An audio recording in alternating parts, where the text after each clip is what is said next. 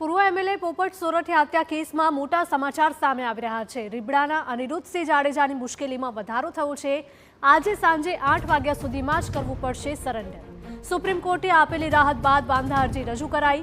ફરિયાદી પક્ષે રજૂ કરાયેલા વાંધા બાદ કોર્ટનો નવો ઓર્ડર સામે આવી રહ્યો છે। ગુરુવારે સુપ્રીમ કોર્ટે 7 દિવસની રાહત આપી હતી। સંવાદદાતા મોહિત જોડાયા છે વધુ અપડેટ સાથે। મોહિત, જણાવશો કે શું અપડેટ મળી રહી છે? પોપટલાકા સોરઠિયા કેસમાં રીબડાના અનિરુદ્ધસિંહ જાડેજા છે તેમને 18 સપ્ટેમ્બર સુધીમાં સરેન્ડર કરવા માટેની મુદત છે તે આપવામાં આવી હતી અને સુપ્રીમ કોર્ટ દ્વારા ઓર્ડર આપવામાં આવ્યો હતો।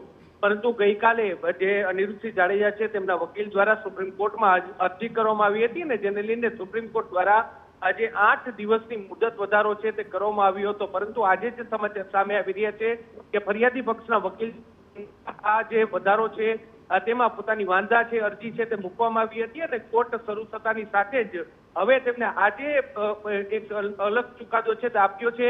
આજે રાત્રિના 8 વાગ્યા સુધી અનિરુદ્ધસિંહ જાડેજા છે તેમને આજે પોપટલાકા સોરઠિયા હત્યા કેસમાં સરેન્ડર કરવું પડશે અને 8 વાગ્યા સુધીમાં તેમને સરેન્ડર કરવાનો આદેશ છે તે કરવામાં આવ્યો છે। આ નવા ઓર્ડરના કારણે હવે અનિરુદ્ધસિંહ જાડેજા છે તેની મુશ્કેલીમાં વધારો થયો છે।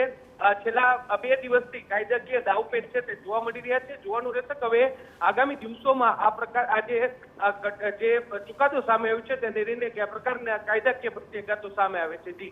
જી મોહિત, માહિતી બદલ આપનો આભાર। તો રીબડાના અનિરુદ્ધસિંહ જાડેજાની મુશ્કેલીમાં વધારો થયો છે કારણ કે આજે સાંજે જ 8 વાગ્યા સુધીમાં જ સરેન્ડર કરવું પડશે।